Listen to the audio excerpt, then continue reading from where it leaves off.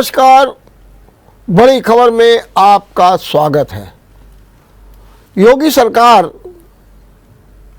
एक नए विजन के साथ आगे बढ़ रही है और ये बात योगी और मोदी ने समझ लिया है अच्छी तरीके से कि पर्यटन क्षेत्र का विकास कीजिए, अपार संभावनाएं हैं, लेकिन उसमें भी ध्यान रखिएगा आध्यात्मिक, पौराणिक, ऐतिहासिक पर्यटन क्षेत्रों में आप अपनी पहुंच बढ़ाइए। आध्यात्मिक क्षेत्र को सबसे ज्यादा स्थान दीजिए, क्योंकि आस्था, विश्वास, श्रद्धा के बल पर वहां पर ज्यादा झुकाव होता है।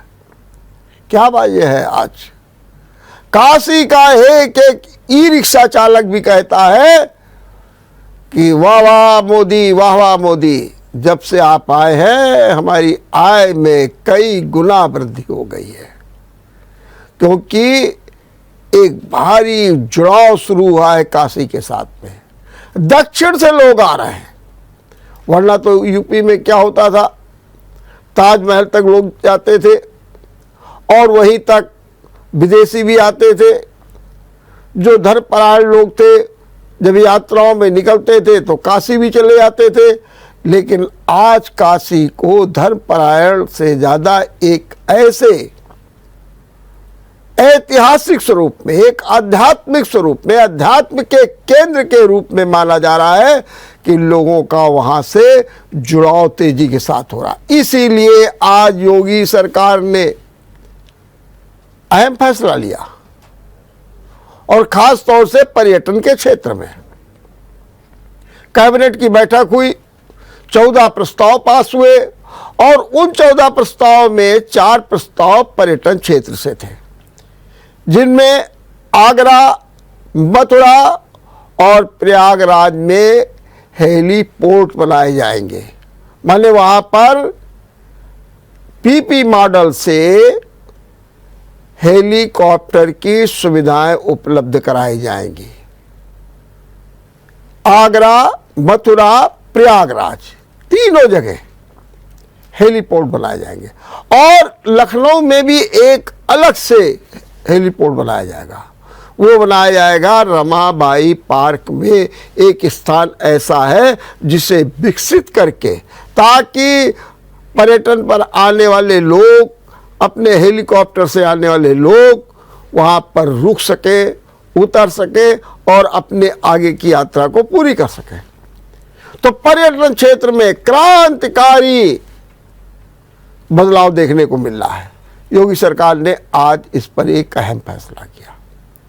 योगी सरकार ने यह भी फैसला किया जो हमारे कानपुर के लिए बड़ा महत्वपूर्ण है, और वो फैसला ये हुआ कि जो पुखराया और घाटमपुर का मार्ग है उसकी वित्तीय स्वीकृति भी दे दी। माने अब वो बनेगा ही, हालांकि वो भी पीपी मॉडल पर बनेगा, लेकिन पुखराया मार्ग को भी स्वीकृति दे दी, क्योंकि लोक निर्माण विभाग का भी प्रस्ताव पास किया गया।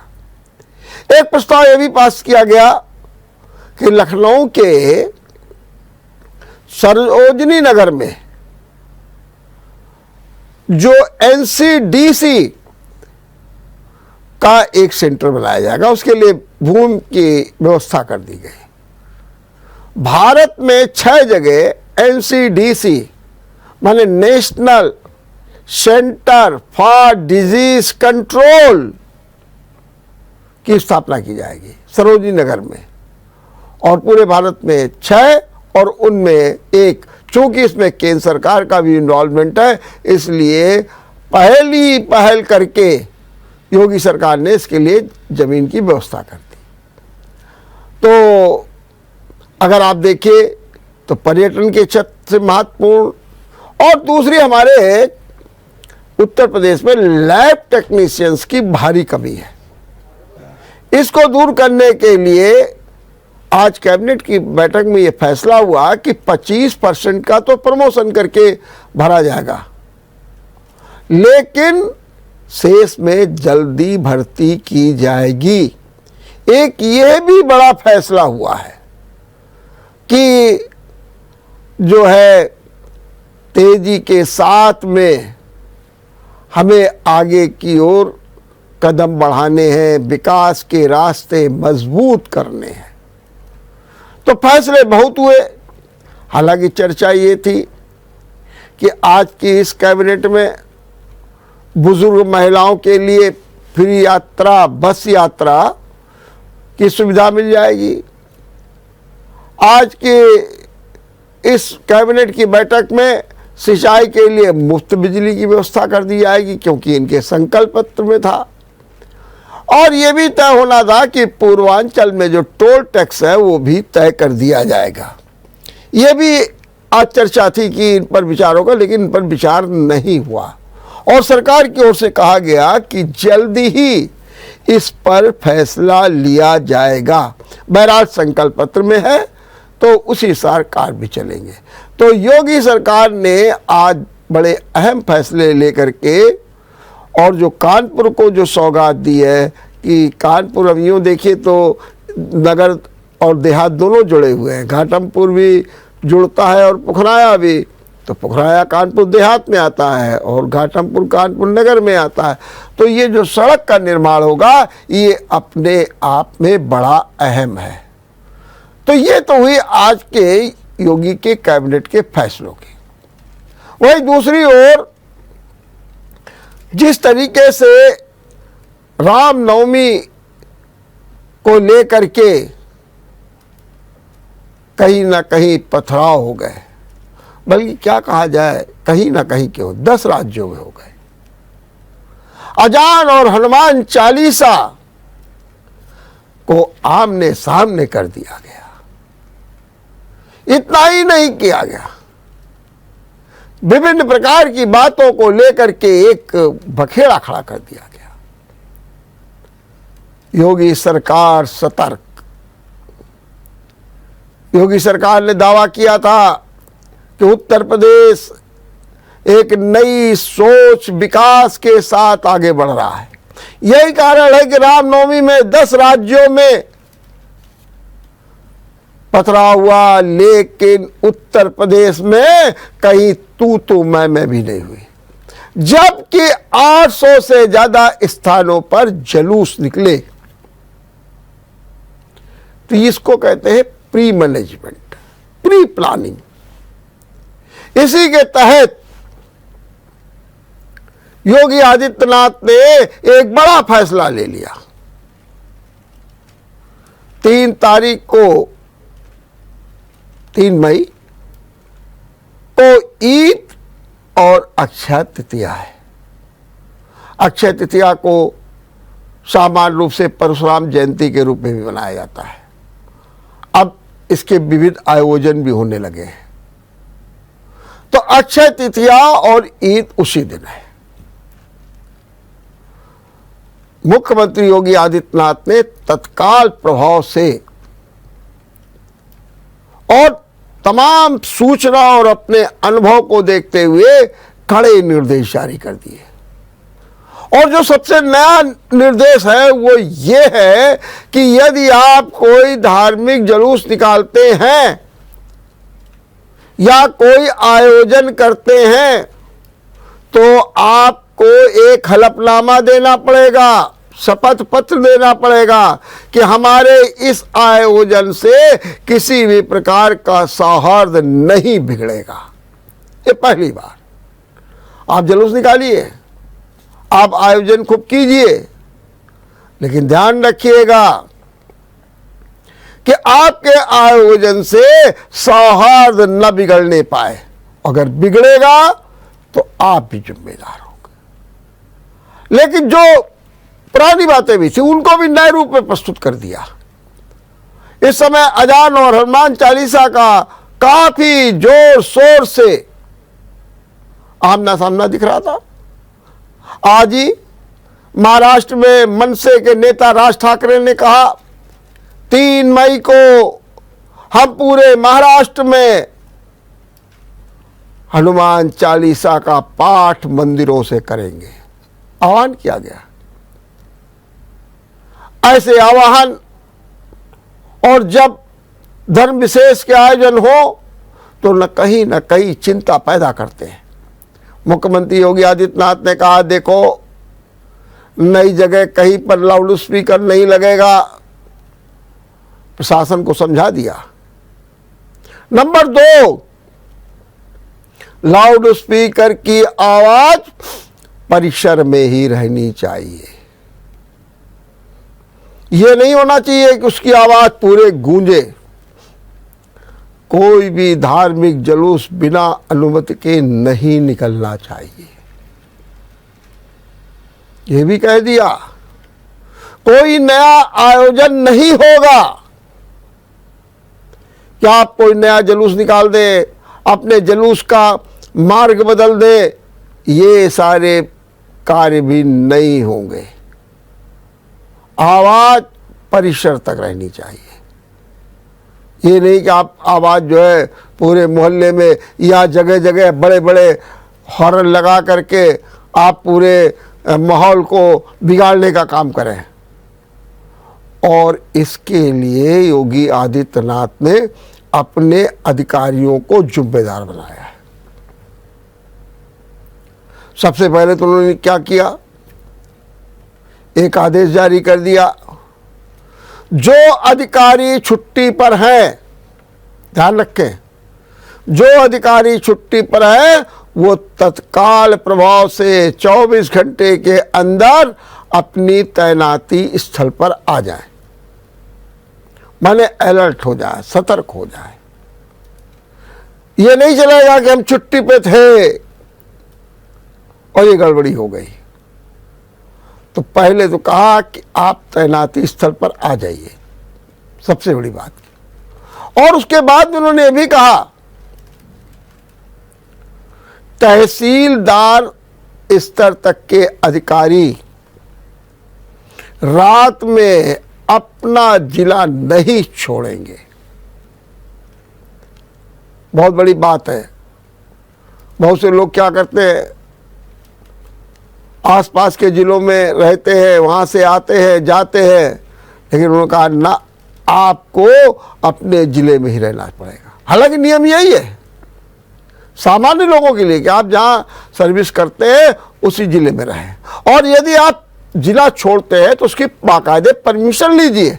कोई नहीं कुछ करता है और सब जानते हैं।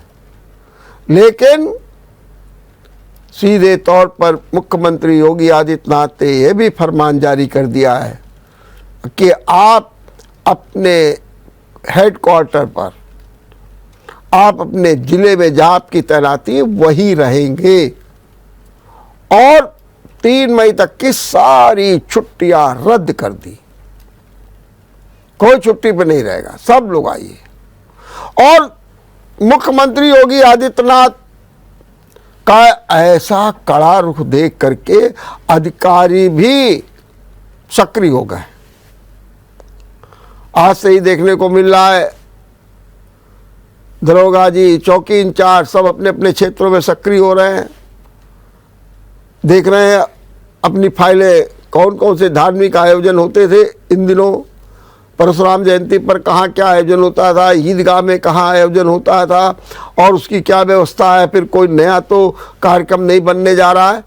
ऐसे तमाम बातों को लेकर के अधिकारी प्रशासन सब सक्रिय हो गए, निरीक्षण भी कर रहे हैं, देख भी रहे हैं, और इस बात के प्रयास लगातार कर रहे हैं कि अमन चैन उनके क्षेत्र में बना रहे, और इसके लिए पूरे प्रयास भी किए जा रहे हैं। ये भी सुनिश्चित किया जा रहा है, जैसे कि दिल्ली के जहांगीराबाद में रामनवमी जुलूस को लेकर के उपद्रव हुआ, उसकी आंच यूपी में न आने पाए। इसी प्रकार से कहीं पर भी कोई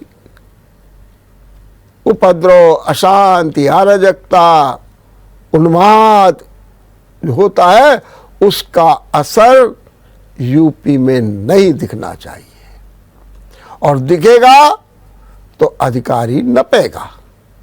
ये भी तय है। ये बात सीधे तौर पर मुख्यमंत्री योगी आदित्यनाथ ने अधिकारियों को स्पष्ट कर दी है और उसी के अनुसार अधिकारी अपने दायित्व का निर्वाह भी करने लगे हैं। मुख्यमंत्री योगी आदित्यनाथ ने आज बांग्लादेश के 63 हिंदू परिवारों को मकान बनाने के लिए भूमि के पट्टे आवंटित कर दिए। ये 63 बांग्लादेश के हिंदू परिवार के लोग 1984 से अपनी मांग को लेकर के प्रयासरत थे। 38 वर्ष हो गए। ये लोग बांग्लादेश से हस्तिनापुर आए, वहां से कानपुर देहात में आ गए और लगातार इस बात की मांग हो रही थी। जनप्रतिनिधि भी कह रहे थे कि भाई अब इनको ठिकाना दे दिया जाए। योगी आदित्यनाथ के सामने फाइल गई, प्रस्ताव देखा गया और योगी आदित्यनाथ ने बिना किसी विलंब के 63 हिंदू परिवारों को 200 वर्ग मीटर के प्लाट आवंटित कर दिए, उनको पट्टे दे दिए। अब वो अपने मकान में रह सकेंगे। अब सवाल ये उठता है कि अब ये कहाँ रहेंगे। ये पट्टे दिए गए हैं कानपुर देहात के रसूलाबाद में। माने अब इन हिंदू परिवारों का नया ठिकाना, पता रसूलाबाद होगा, कानपुर देहात का। रसूलाबाद विधानसभा क्षेत्र भी है, तो वहां पर इन्हें जमीन दी गई है और ये कुल जमीन कितनी है? 300 एकड़। 300 एकड़ जमीन है और इस 300 एकड़ जमीन का आवंटन कर दिया गया है। आज लोक भवन में एक समारोह में मुख्यमंत्री योगी आदित्यनाथ ने सभी परिवारों को भूमि के पट्टे प्रदान किए। डिप्टी सीएम केशव प्रसाद मौर्य भी मौजूद थे और इस तरीके से एक 48, 49, 50 जैसे तमाम परिवार तो वो थे जो बड़ी दयनीय स्थिति में थे। कुल तो परिवार 63 थे, लेकिन 38 साल के अनवरत संघर्ष के बाद ये लाभ मिल पाया है इन 63 हिंदू परिवारों को। अब चलते चलते आपको ये भी बता दें कि कोरोना अपना रूप फैला रहा है। खास तौर से नोएडा में तो आज 33 बच्चे और संक्रमित हो गए, लेकिन एक्सपर्ट्स की राय आ गई है। कह रहे स्कूल बंद करने की कोई जरूरत नहीं है और जो ये वेरिएंट है BA.1 BA.2 है, जिसमें हल्के लक्षण होते हैं, ज्यादा गंभीर नहीं है, लेकिन सतर्कता जरूरी है। माने कि मास्क का प्रयोग करिए, उसमें लापरवाही न बरतिए और ये भी एक सलाह दी गई है कि बच्चों से कहिए कि वे अपना ही खाना खाएं, दूसरे के खाने से शेयर मत करें। इस बात की भी सावधानी बरतें और हमारी बड़ी खबर देखते रहें। नमस्कार। अगर आपको हमारा वीडियो पसंद आया हो तो हमें लाइक करें, सब्सक्राइब करें और ज्यादा से ज्यादा शेयर करें और हाँ, बेल आइकॉन दबाना ना भूलें ताकि हर खबर का अपडेट आप तक पहुंचे तुरंत। आप हमें इंस्टा, ट्विटर और फेसबुक पर भी फॉलो कर सकते हैं। हमारी आईडी है @JMT।